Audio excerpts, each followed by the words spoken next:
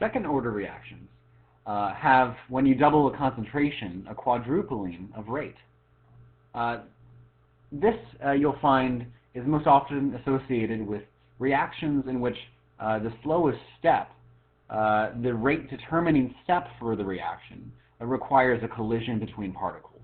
So two A's collide to form a B. If they require a collision, they may be second or greater order. The equation for second-order reactions is the following. 1 over AT is equal to KT plus 1 over A0. What is the linear form for this equation? Well, or what graph will give a linear form? Well, replace 1 over AT with Y and time with X so that you get a 1 over AT versus time graph. You'll get a linear equation where the slope is equal to K. So if you see a reaction in which 1 over AT versus time gives you a line, that means that you have a second-order reaction. And you can then find the rate constant from that graph. Now, taking that equation, you can find half-life, the amount of time required to take half of your initial concentration and have it react to leave half of what you had. And so you can replace AT with half of the A0, half of the initial concentration. So AT is replaced with half of A0, and a little bit of algebra gives the half-life is equal to 1 over K A0.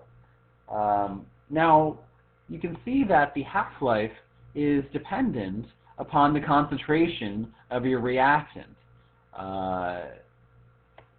This is because reactions require collisions, and so the likelihood of a particle reacting depends upon the likelihood of colliding, depends upon how many of those particles are nearby.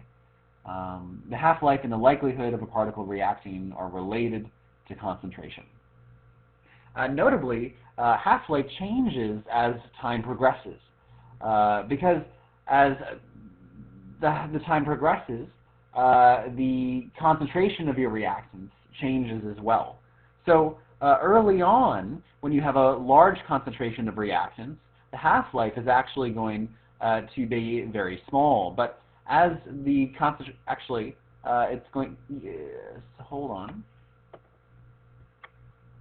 Yes, as you have a large concentration of your reactant, the half-life will be small. That is, the rate will proceed at a fast pace. But as the reaction proceeds and the concentration of your reactant decreases, the half-life will increase. The amount of time required for half of your particles to react will increase because they're less likely to collide with other particles.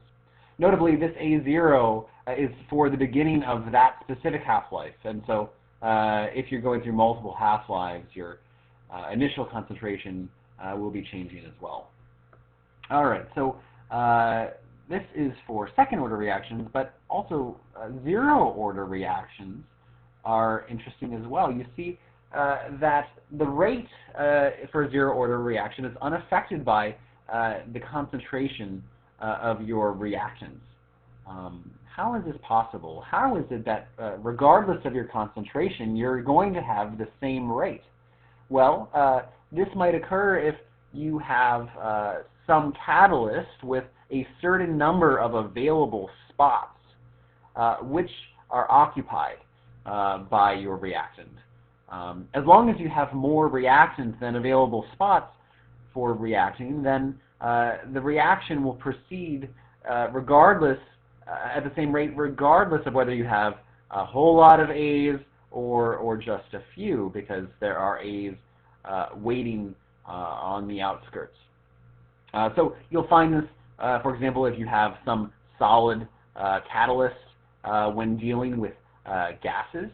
For example, with the catalysis of reactions with ammonia, or forming ammonia, but also you'll find it when dealing with enzymes as well. Enzymes have a certain number of available locations of reaction, and so the presence of some substrate for many points, for many concentrations of that substrate, will not be able to affect the reaction rate.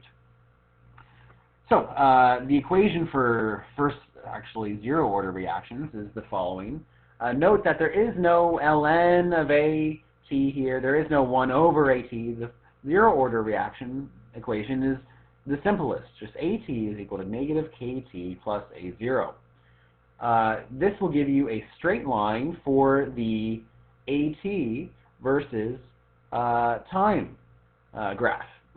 So if you have data for AT and time, and you graph AT versus time and get a straight line, that means you have a zero-order reaction. You can find the slope will be equal to negative K, or K will be equal to the negative of the slope.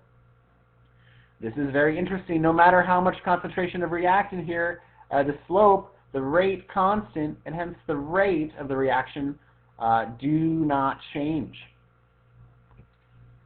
Now, the half-life can be derived from this. Just replace AT with A0 divided by 2 to derive this equation. Now, you'll see that the half-life is dependent upon the concentration of your reactant.